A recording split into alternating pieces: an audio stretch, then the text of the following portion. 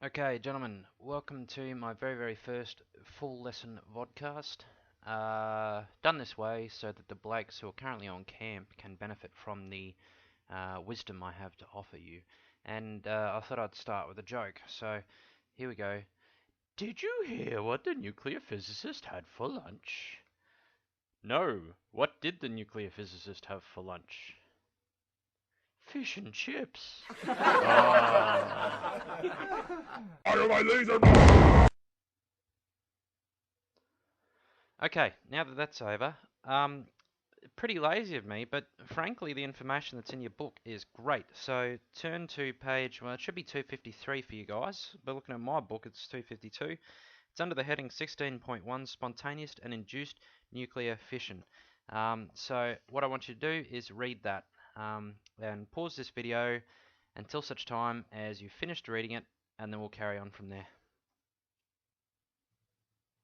Okay, so gentlemen, what you're going to find for the rest of this video is that when you see this symbol, the pause symbol here, that means I want you to pause the video, and then you actually go and you carry out the calculations, and then you can press play again. Of course, you can just let it keep playing, but then, you know, that whole now you try thing is not going to work, is it?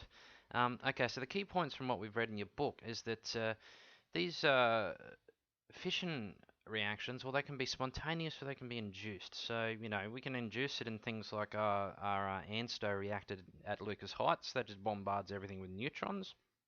But if you go up to Bachelor and you have a look at the soil out there, that you know it is radioactive. I mean, Min had a couple of rocks and soil samples from the Bachelor area. There used to be a uranium mine up there, so the soil is naturally radioactive. Now, you get a whole bunch of daughter nucleuses from when things decay through radioactive decay, and the thing is that, as we are aware, energy is always conserved in this sense. So yes, you get your gamma rays, but the other thing you get is kinetic energy of the particles coming out, and also heat, which, you know, is an obvious requirement if you're going to make a nuclear reactor. Right, moving on. When you look at the whole process of 235, uranium-235, going through the fission, as in splitting into two different daughter nucleuses, it involves a neutron firing into the nucleus itself. And of course, it's quite able to do that because it's not charged, so it's not repelled so much and by any electrons or protons or whatever. Now that creates your unstable nucleus, splitting into your two different atoms, your daughter nucleuses, and it releases another 3 neutrons, and they can go on to smash into other uranium nucleuses, carrying on what's known as the chain reaction. Right, now through all of this process you have your conservation of momentum energy and energy and mass. Okay, so let's have a look at a now you try here. I want you to consider this reaction where a neutron fires into uranium-235, making barium, krypton. Now, there's a big point here. There's 3 neutrons here and a gamma ray, or several gamma rays, whatever. But here's your masses. Now, make sure you use all these figures as stated and do not round off with your calculators until the end, because if you do, you'll carry an error through.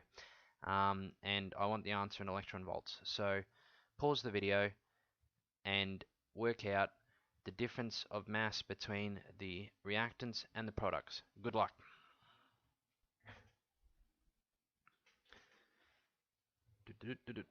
Hoping you paused the video and got yourself a bit of a mass difference there. And what you should be looking at is a mass difference of 3.64 by 10 to the negative 28 kilos. Now, if you pump that into your E equals mc squared formula, you'll obviously get its equivalent energy in joules. Now, I wanted the reaction in electron volts, so going through your electron volts gives you 205 mega electron volts, or 205 by 10 to the 6 joules, because mega is 10 to the power of 6. Right, we're at another pause because I want you to work out the frequency and the wavelength of that photon. Take it all away. Alright, good luck.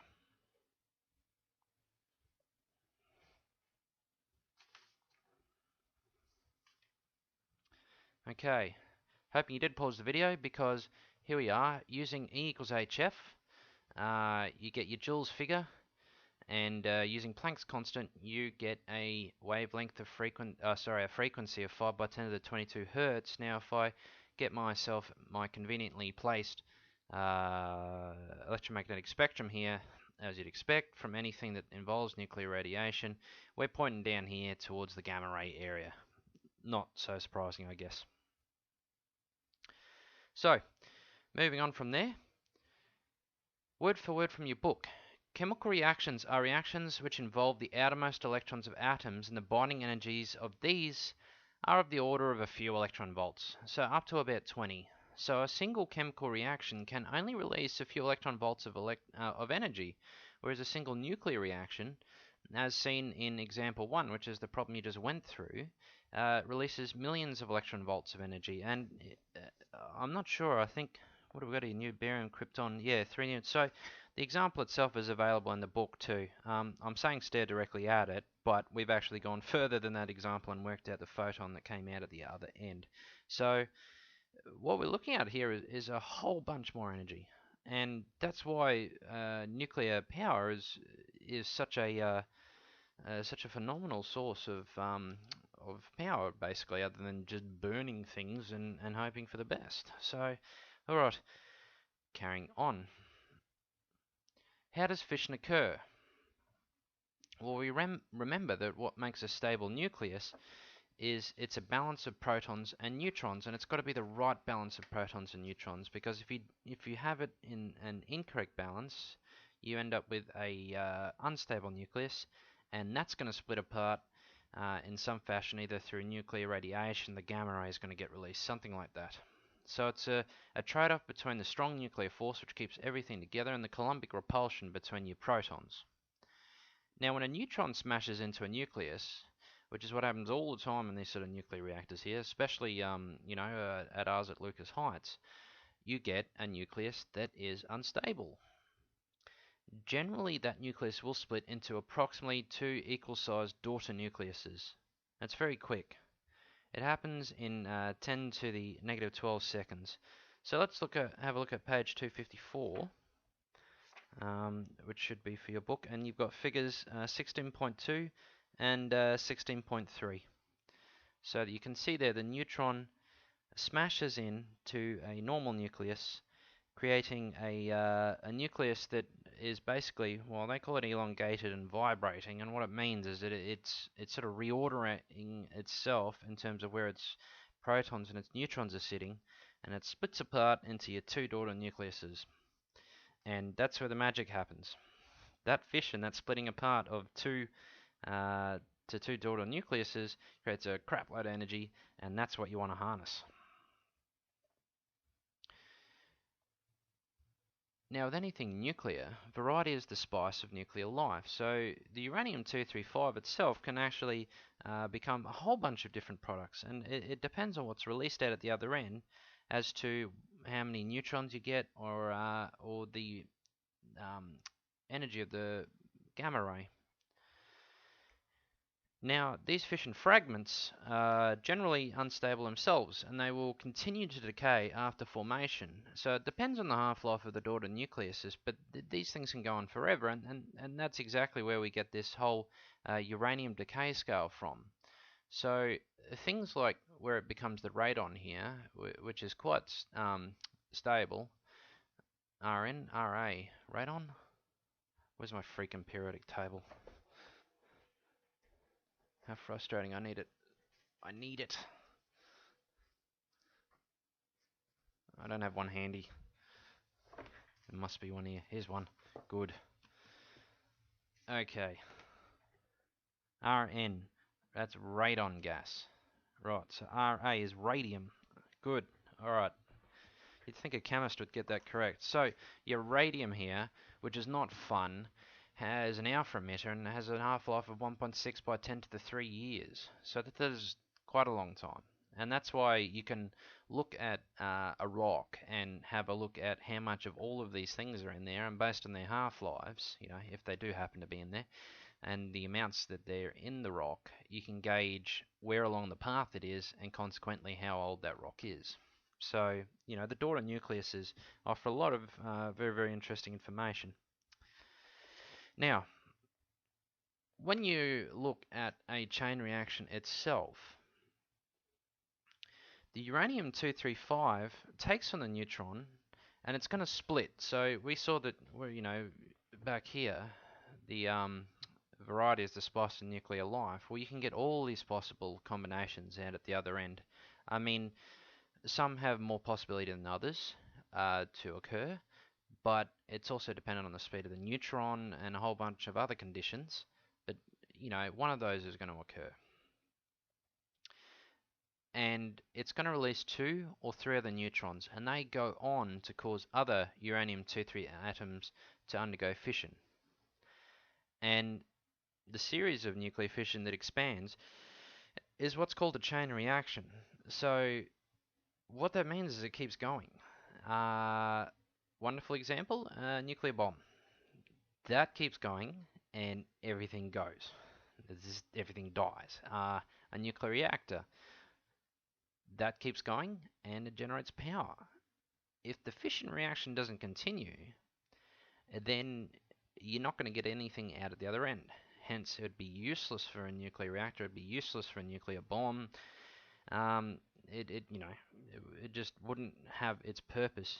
So the point of this is that you need to be able to keep up that chain reaction, and that's where that whole critical mass thing comes into it. In any case, here's an example of what you'll see.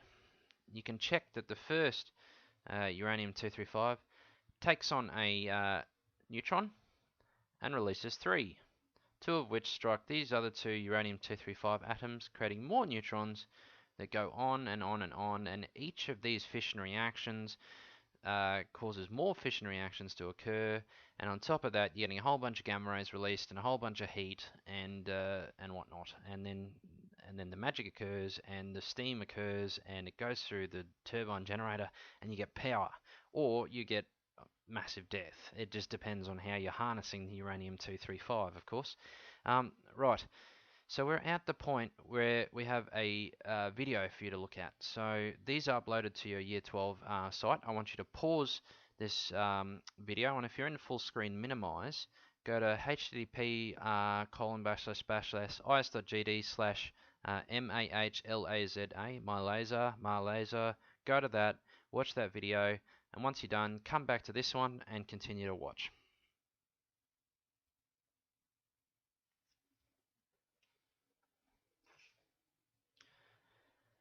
Okay, hoping you enjoyed that video there. That would have taken so long to set up, and I'd love to do something like that, but frankly we just don't have enough time in the year.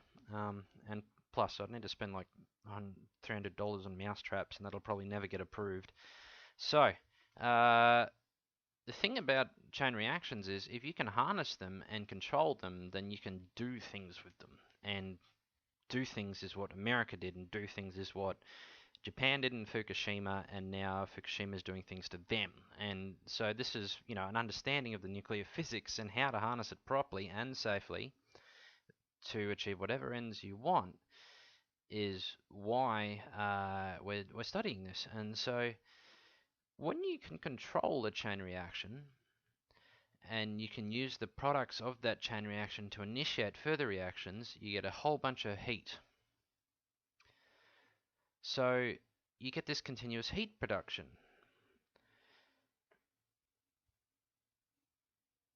Now if you can sustain that chain reaction, then you get a continuous supply of heat, which is a continuous supply of energy, which means you can start creating a continuous supply of electrical energy. And that is where the nuclear reactor comes into it. So here's the basic setup here, and this would be a closed system. You've got your reactor core here, and the uranium rods are there, and they sit in this water, and the water goes through, or whatever it is that's taking on the heat, heats up water in a separate system. Now these two are separate from each other because this here would be carrying sort of daughter nucleuses and all sorts of radioactive horrible stuff. So you got to keep that closed, and this water here cycles through a heat exchange system. Steam drives the turbine by the standard, thermal energy, etc., and so on, and you just magic occurs, and the electrical generator generates electricity, and you can run your air conditioning. So, hooray! The reason that it's very, very important not only to keep um, this system closed off, and then also this system closed off, is because this system here that pumps cool water into the reactor after the steam has gone through the turbine to turn it back into water to go back and get reheated up and then go back through the turbine again, is that if the nuclear stuff goes from here to here to here and then pumps out back into the ocean, that's when it all goes bad, because that's when you have the environment filling up with nuclear waste. And that's precisely what's happening at Fukushima right now. Because they fed and cooled their reactor from the ocean, it basically everything's cracked and all the water from the reactor is leaking out and it's all going into the ocean. So, fish eat that, you eat the fish, you get the cancer, and that's where it's all bad. But if it all stays together, theoretically, this is quite safe. And you get power, and there's a lot of benefits to that power, which we'll discuss. As with everything, there's pros and there's cons. There's just the con is really, really bad. Okay, carrying on. The whole point of a nuclear reactor is that it can start and then control that sustaining fission chain reactor. So you've got your heat, which generates the steam to turn the turbine, but there's a lot of other benefits to a nuclear reactor too. It supplies beams of neutrons, and that's very useful for experiments or for creating radioactive nuclei for medical diagnosis, such as all the stuff that ANSTO produces. It doesn't just have to come from things like the Opal research reactor. Actual real nuclear power reactors can generate these things too. And the other thing that they can do is ruin the environment and make entire areas of land totally unlivable. So I think there's like 1 or 2 people that live regularly around Chernobyl now. No one is living in the Fukushima area, and things are tending to get a bit worse there. So, these are the things you've got to think of. Now, a nuclear reactor has a very basic setup, really. It's funny to say something like that, considering how long you have to go and study at university to be able to design and build one of these things. There's very few people in the world that are actually qualified to design and project manage a construction of a nuclear reactor from start through to end. So I guess using the term simple is not that great, but for our purposes, it'll have to do. You have a fuel core, or your fuel rods. It's obviously what carries the uranium or the plutonium or whatever you're going to use. A thing called a neutron moderator that controls the neutrons. The control rods themselves, which control the reaction. The coolant, and a bit of radiation shielding so that, people don't sort of working around the reactor all instantly die from radiation poisoning, because that would be bad. That's probably not good for job security. Right, so let's get into it.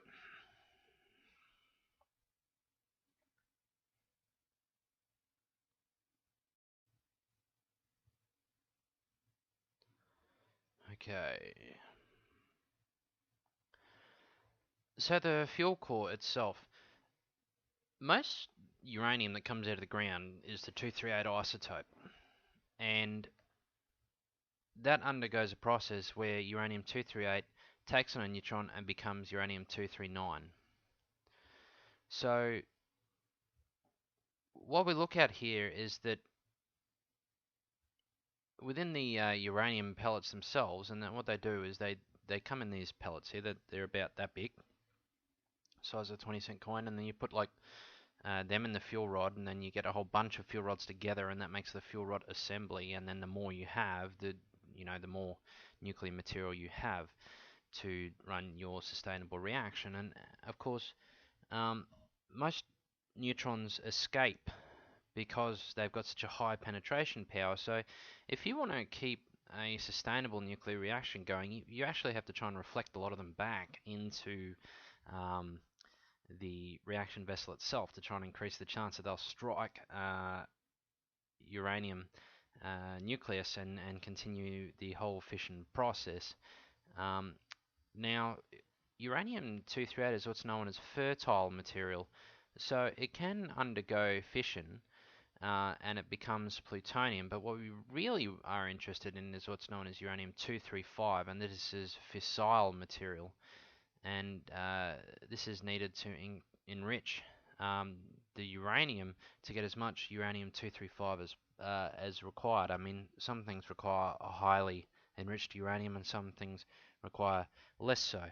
Um, but to run the reaction itself, it's not the uranium-238 that you want; it's the uranium-235. That's the good stuff, and that's what keeps the reaction going well, because that's when you're going to get your 3 neutrons out at the other end, and it keeps going. Whereas, you know, the uranium-238 plus neutron process isn't a sustainable reaction that we want for running a nuclear reactor. And so the thing about uranium-235 is that eventually all of it, you know, or the vast majority of it has then undergone fission, and it's all gone, and that's it. So you need to get more of it, and so that's when you start adding new fuel rods to the reactor itself, and you can see them in here right now getting added to the rod assembly.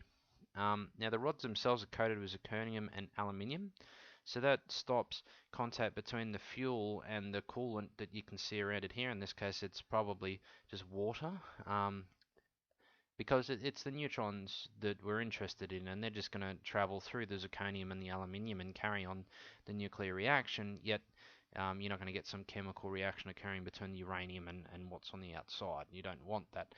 So within the fuel rod itself, you've got springs at either end, and that's kind of cool. It's sort of like it's a suspension system for transport or something, I guess. But and then you've got about 400 of those uranium pellets that we saw before next to the 20-cent coin that sit in these rods, and only a certain percentage of that is your fissile material.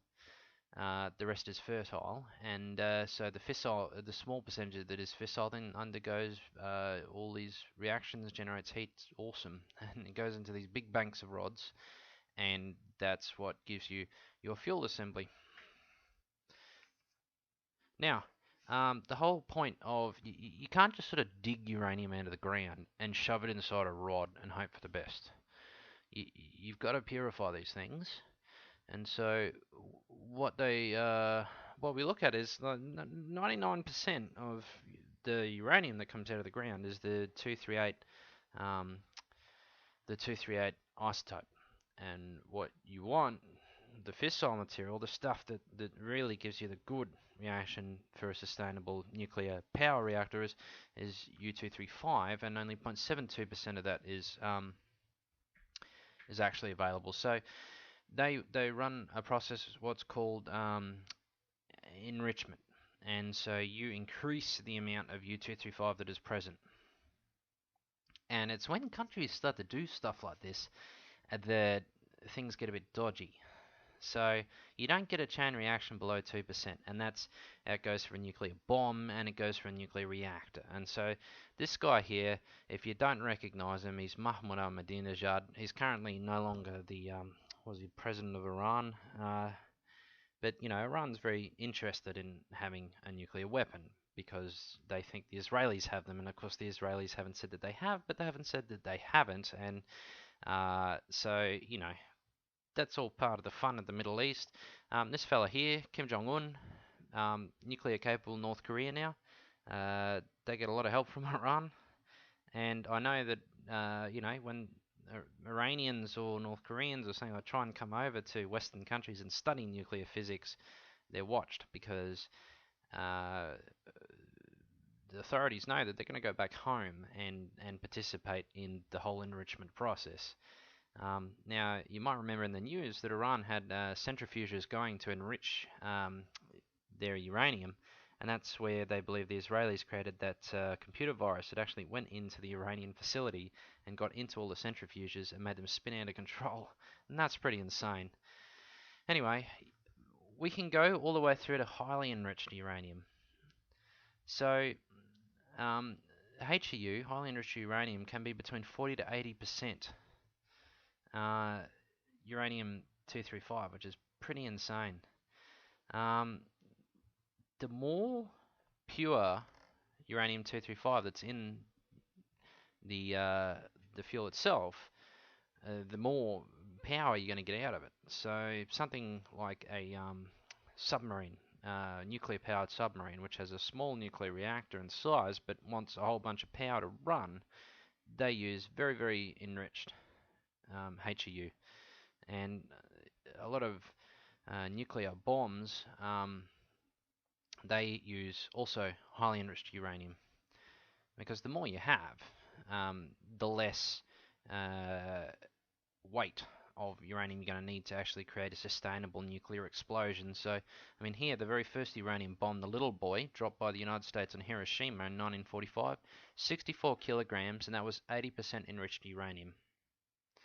And we can go all the way through to 90% these days, and that's I think that's what they were saying about North Korea, is that they've actually attained the ability to get, I don't think they've done it, but they've attained the ability to enrich uranium to 90%, and that is a dangerous thing.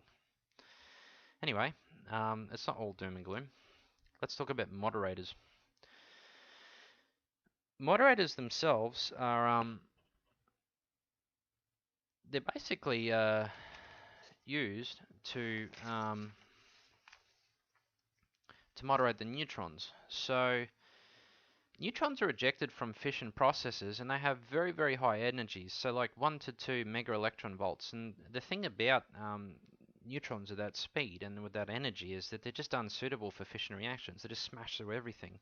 So they've got to be slowed down. They actually have to be a bit slower to get the U-235 to carry out its fission reaction. So that's the job of the moderator. It slows high energy neutrons down by getting them to collide and transferring their momentum, and so therefore the kinetic energy is reduced. Now moderators should be about the same mass as the neutron, and in a collision the smaller particles move away with the majority of the kinetic energy. So if a moderator is too large, then the neutron does not lose much energy. And now the common moderators to use are deuterium, which is heavy water. It's more effective because it's a lot smaller. So, as I said before, the smaller particles move away with the majority of the energy, leaving you a neutron that can then go and collide with some U-235. But often carbon-12 is used because it's cheaper. It's just in its graphite form. It can take, super huge temperatures. It's cheaper, but it is less effective because it is heavier than deuterium. Here, this is what you see, a piece of carbon moderator from Chernobyl. It had exploded and blew out, and there was just all this massively radioactive carbon moderator everywhere. So, but, it didn't really do its job there. But in most nuclear reactors that do function, not kill people, the moderator does do its job. Modern day nuclear reactors use a couple of different approaches. So we're looking here from Wikipedia, some pebble-based bed reactors, they embed spheres of reactor-grade carbon in there. So the material is inside these tennis ball materials here, like this graphite shell. And then you just basically like pour all these balls into the reactor, and then the fluid coolant sort of goes around these balls, so that the neutrons that fire out already fire straight into this graphite shell, and the moderator immediately does its job. So as opposed to in the previous slide here, where you see a control rod, not a control rod, a fuel rod would go into the carbon moderator there to have its neutrons moderated. In this case here, the fissile and fertile material actually exists within the moderator itself, and it comes like that. You buy it like that. It gets the reactor like that. And there's another form, which is this is the opal reactor, and the opal reactor, this is our Australian one at Lucas Heights, that actually has a big pool of deuterium underneath, which reflects the neutrons back in, keeping them in the reactor, doing its job, smashing around and generating medical isotopes and beams of neutrons and whatever else we're looking for. Great. So the moderator itself is distributed amongst the fuel rods, so to make sure that any neutrons that are emitted are slowed before it hits other fuel rods, and consequently you get yourself a you get yourself a an ongoing chain reaction, and you get heat and all the things you want. If you don't have the moderator, things just spin out of control, and you don't get a sustainable, controllable nuclear reaction. And that's the thing about nuclear power.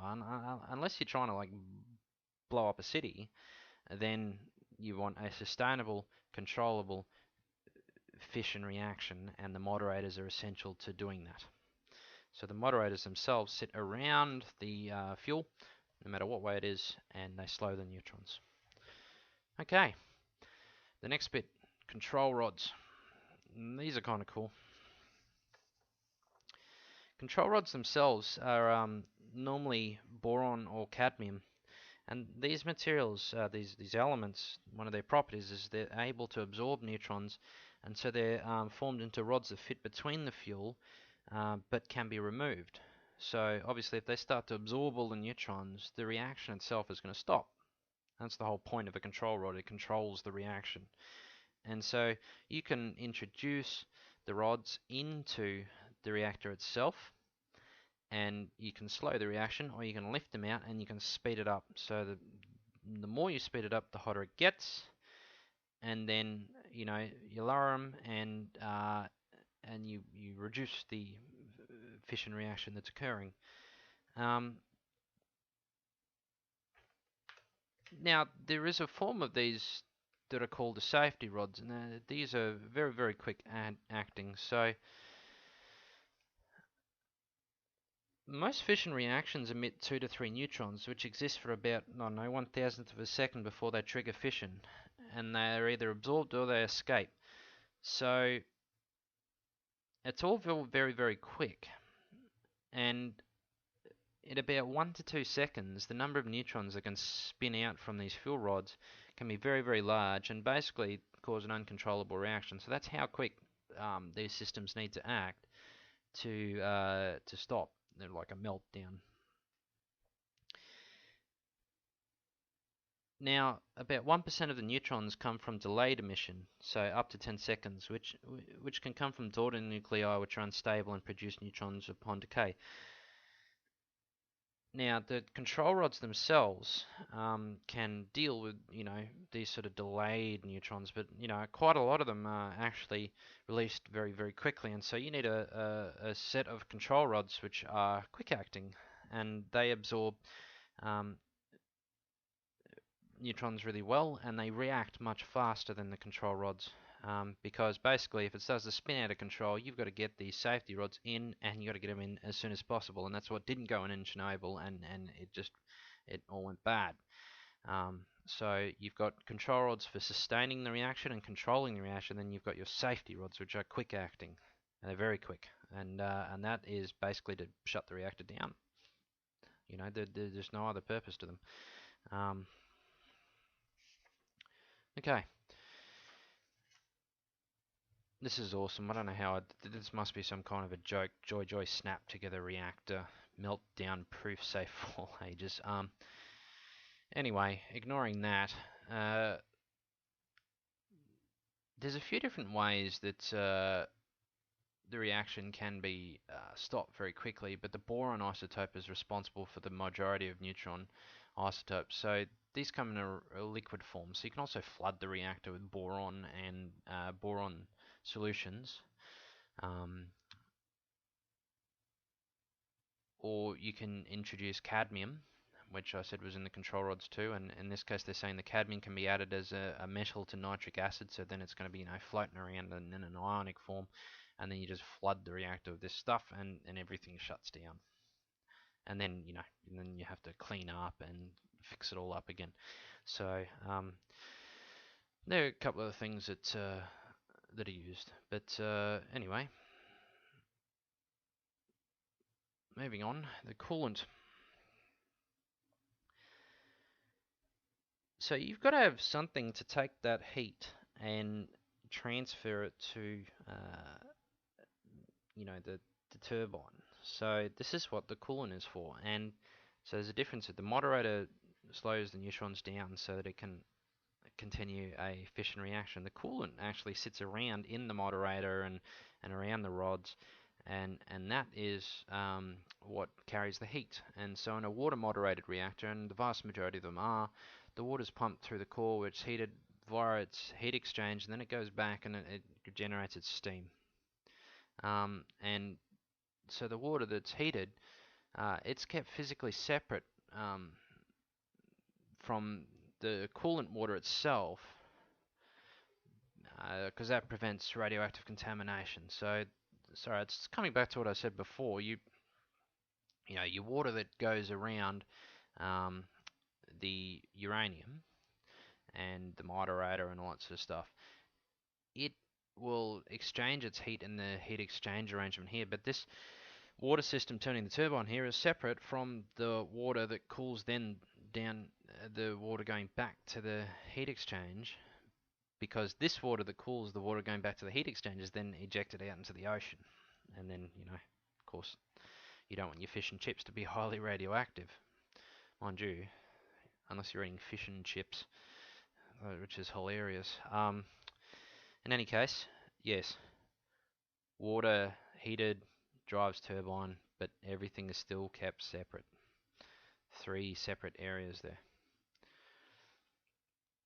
So here, I like this here, the Los Angeles class nuclear-powered fast attack submarine, which I presume a couple of which are hanging around in the Gulf at the moment, waiting to strike Syria, because I know that the US has 2 submarines there at the moment and a few battleships. Anyway, they've got highly enriched uranium on board. It's got a nuclear reactor, and that's what powers this submarine. And it can just go for ages, and it's quite a noisy process actually. Like, you know, our submarines are diesel driven, and you know that doesn't last for ages. But they're very silent. These are very noisy, but they can go for ages. In any case, as amazingly powerful and technologically advanced as these Los Angeles class subs are, well, that in essence is just another freaking steamboat, because all it does is heat water, and the water goes out and it drives your turbines and it creates power and all your energy in the submarine. So at the end of the day, whether it's a nuclear power plant or whether it's a freaking super technological submarine, they're just a paddle steamboat. You're just coming back to water and steam again, because you just have to get through the heat and get it to the system, and yeah, so it doesn't matter how technological you want to be, you're just coming back to another steamboat. Right. Alright, so you'll all be aware that a reactor emits a vast degree of harmful radiation. So, you know, in order for people to live around it and people to work there, cores are always heavily shielded, and it prevents the emission of both particles and radiation. So a thermal shield exists, and this is to prevent your alpha particles coming out, and you can just use steel for that, but your biological steel shields are sort of concrete, and that stops gamma radiation and neutrons. I like this here. The picture you can see here, they've got a radiation source, because the thing about working in physics labs is you'll often find that you'll have some fairly radioactive stuff, and so they got these giant lead bricks, and they would weigh so much, and they just made this stacked castle around the radioactive source that they were studying. So what I'd like you to go and do now is pause this video, go to http://is.gd/opals, OPALS, Open Pool Australian Light Water Reactor, and yes, because it had a minimum of 5 letters for her shortened URL. So yeah, pause, go read that, read all about the Opal reactor, and get interested in getting a job there, hopefully. Otherwise, I'll speak to you once you've finished reading that webpage.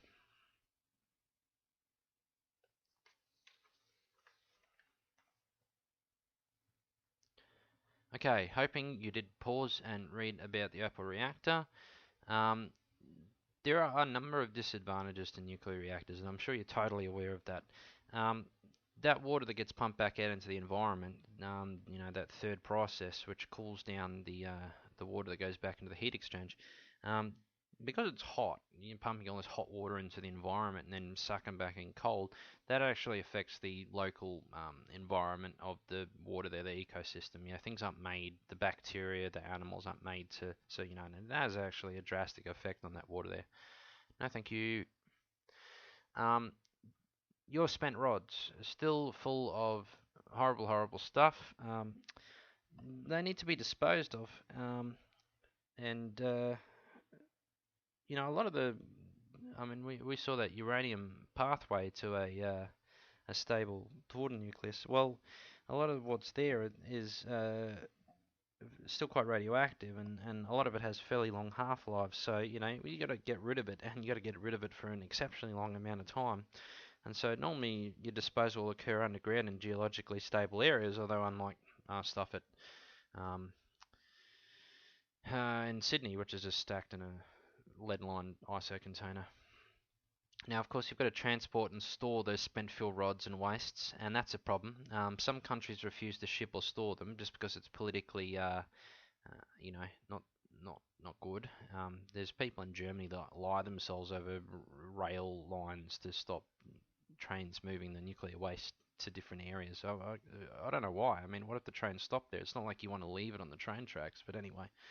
Um, yes, they do get involved in ways like that. It's very unpopular to transport nuclear waste around. No, I don't want to change the colour scheme. Go away. Um, now, this stuff, this waste, they're very, very difficult to store themselves. Australia's come up with some fairly ingenious ways to do it, like a thing called Synrock, which holds the isotopes in like a synthetic rock formation, and then we shove that under the ground. Um, Now, reactors only have between a 50 to 75-year lifespan, and so you can't just sort of like bulldoze it and it's gone. Like the guns headquarters in Tasmania, which was there one day and gone the next. It The old reactor that we had before that was decommissioned, and then we started up the Opal reactor at Lucas Heights. Well, that's still there. It's just basically locked up and monitored. Um, Now, reactors are extremely expensive to set up, especially considering all the features you have to put in there for safety and the kind of expertise you've got to have around it. The money it makes is well in excess of the cost to set it up, but of course, a lot of governments don't want to shell out that huge expense straight up. And the biggest, no, I don't want to change the color scheme. Go away. Massive, massive, massive, massive death. It's really, really bad. Like, I guess, in a lot of instances, I guess Chernobyl they evacuated quite quickly, and but these things can go cataclysmic, really. Of course, exploding nuclear bombs, considering there's enough nuclear bombs in all the armies of the world to like nuke every inch of the Earth 8 times over, you'd think, well, in comparison, who cares about a few nuclear reactors? But the fact is that, if Chernobyl had actually melted down to its full potential, most of Europe would just be a nuclear wasteland. So, the world you live in, I'm sure I've told you this, could have been extremely different if Chernobyl had gone just that one step further and totally melted down with all, because it wasn't just one reactor, there's a couple of reactors there. If it had just gone nova, Europe wouldn't exist. Now, can you imagine a world that we've grown up in where there's like no Europe? Oh man. So, I think I've said enough about that. There are advantages, and one of the biggest is greenhouse gases and pollution. Nuclear reactors don't produce greenhouse gases. It doesn't produce carbon dioxide. It doesn't produce, yes, it makes all these nasty things that we have to put under the ground, but it's not filling the atmosphere with really bad stuff. And considering that we're so hooked on coal, sometimes you wonder, well, should we go for the lesser of two evils? It's like voting in this election. Do you want Kevin or do you want Tony? Well, Nuclear Kevin offers a clean solution, whereas Coal Tony offers an unclean solution. But Nuclear Kevin also generates a whole bunch of really dangerous waste. You've got to take one or the other, make a choice. Now, the thing about the nuclear option is that we have mountains of it. I've read some estimations that we sit on 45% of the world's uranium in Australia. Now imagine if we controlled the market for the world. That'd be amazing. I mean, everyone's got the bomb, so who cares? Why not export it? That's just send it to everyone except for maybe Iran and North Korea. We've got a lot of money to make here, and we've got tons of land that's unoccupied. Let's take the waste, stick it underground in our Sinrock. So we have crap loads of uranium, and this is, the mining boom would not be over if we were to mine uranium in a big way. Now, one reactor can power a huge grid, way more than coal and way more than your renewable energy. As much as I'm a huge advocate for renewable energy and I'm very excited about having solar power on the top of my house, at the end of the day, you build a nuclear reactor, you can power Sydney easily, and the lights never have to turn off, and you will not cause any greenhouse gases. Um, Now, there are a vast majority of very good jobs come out of having a nuclear industry. Now, we've got quite a big one exporting isotopes overseas, but when you have nuclear reactors, go away, keep the current color scheme, and don't show this message ever again. Okay, I keep losing my place. So, it gives you jobs. Supports nuclear research. Like I said, most of these people that protest against nuclear fuel at Marketing Station, yeah, agreed, nuclear waste is not a great thing, but all the nuclear waste that we produce comes from making medical isotopes that saves thousands of lives every year and goes through, like, we do research and all that sort of thing. So I think these people are probably quite ignorant of the fact that the waste that is produced and wants to be stored at Marketing, that people's lives are saved by the production of that waste. So it also stops our reliance on the Middle East because all our oil comes from the Middle East, and because we have all the uranium, if we were to use it, but then we would be less exposed to the fluctuations of war and all the nonsense that goes on over there. And at the end of the day, you can say, I work at a nuclear power plant, and that is awesome because nuclear is invisible and it's just possibly the coolest thing that physics offers, I reckon. Okay, pause video, go to this web address, watch this video on nuclear fusion. I had to use a Z in there because the S was already taken. So FUZION, enjoy. Come back to me when you're ready. So, nuclear fusion, the major energy source in the whole universe. Nuclear fusion, this is what everything came from, and that's when we say you are the sons and daughters of stardust, all the heavy elements, or they were created in the sun, or just the Big Bang explosions, all that sort of stuff. These suns have just like died, spewed their guts out into the universe, and eventually all the carbon ended up here, and all the other heavy elements. It's all as a result of stuff smashing together. Fission splits apart. Fusion comes together, and that's when two become one. So in the case here, you're seeing that's not hydrogen that you're seeing there. It's deuterium and tritium becoming helium and a neutron. Now, like fission, which releases energy and heat and all sorts of nasty crap, you get a lovely amount of energy from fusion, and you actually get 10 to the 7 times more energy than burning fuel. And we'll chat on that later. But basically, your deuterium, which is remembering that hydrogen itself has a proton and and that's it. Well, this has got a proton and a neutron, so that's why it's called heavy water, because it's heavier than just a proton. And your tritium, which is even heavier, hydrogen and two neutrons, smashes together to create helium and a neutron and a mountain of energy. So that's what we're looking at here. You're not looking at hydrogen smashing into hydrogen creating helium. You're looking at heavy water smashing into heavy water. You're looking at deuterium smashing into tritium, and then that's what this reaction is. So you've got, remembering that the proton is what defines the element here. So you've got one proton in each, but the overall atomic weight is 2 because there's a neutron there, and in this case in the tritium the overall atomic weight is 3 because you've got one proton and 2 neutrons, and they weigh the same because the electron is massless, and they come together and they just form this magic and that's the star. So turn to page 256, at least I think it's 256. Have a look at the reactions and the stars as fusion reactors, and you'll see that these are the pathways they follow to get there. So your two hydrogens come together to form deuterium and an electron. And then deuterium collides another hydrogen to form this helium, and it goes on from there. So these are the reactions that take place within the sun itself. And you'll notice that helium itself, well, anyone who's a chemist is aware. I mean, well, anyone knows you can fill a balloon full of helium and breathe it in, and all it does is make your voice sound high. You don't die. It's not a radioactive gas. It's totally inert. It's actually safe and fun. And so now to join two positive nuclei together, because your deuterium and your tritium there, that they've got a proton, you've got Coulombic repulsion here. They have to move really, really quick, and so what you got to do is you got to heat the crap out of it. So you need kinetic energy of about 10 to the 5 electron volts.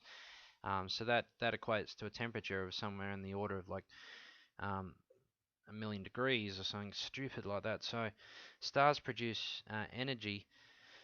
Now they've got this fusion going on. But because it spits out energy at the other end, it's a continual process, So the internal temperature of the sun, which is 20,000,000 degrees, is enough to start the first reaction, and then the chain reaction continues, and you get yourself a lot of fusion going on in there. And of course, because everything's moving with super huge kinetic energies. And now the temperatures involved, there is no electrons around these atoms. They're all gone. It's known as charged particles. So this is that fourth state, and that's what we call plasma.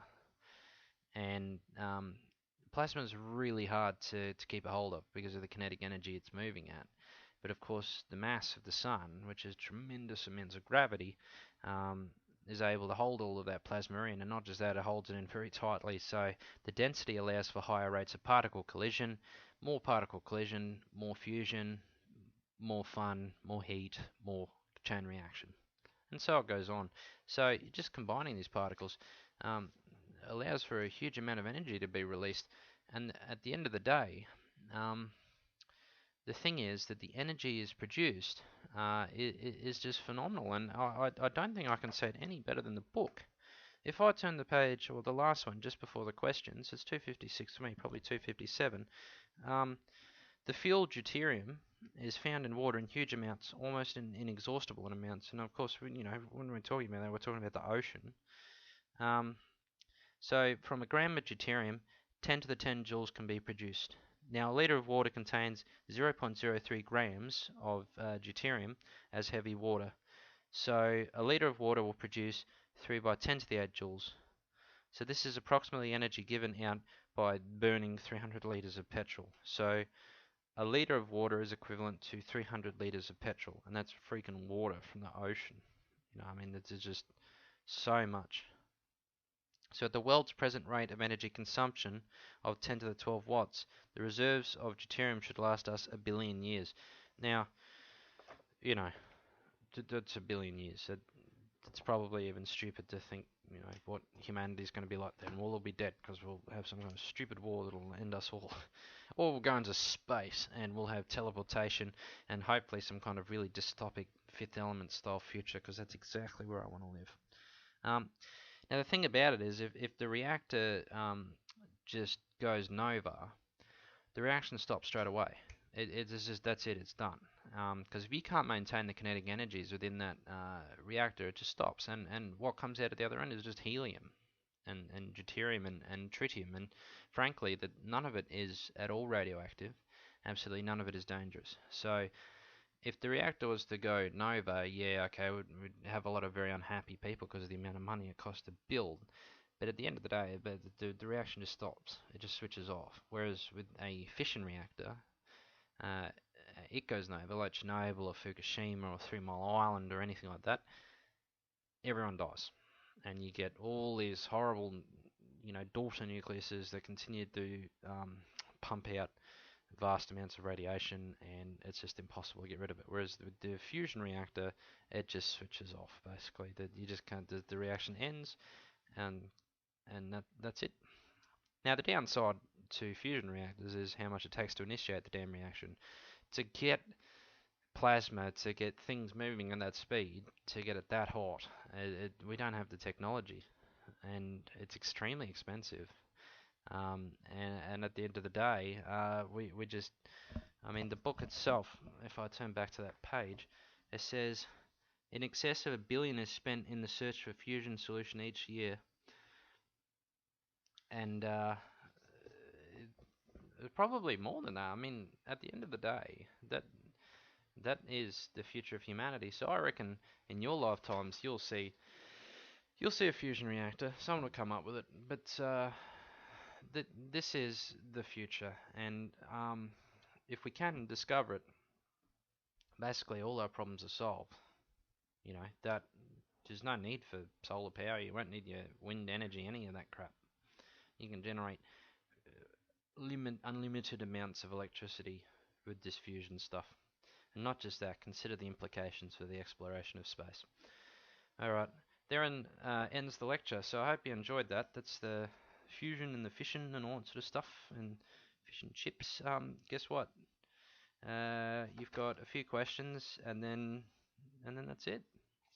That's physics. I hope you enjoyed it.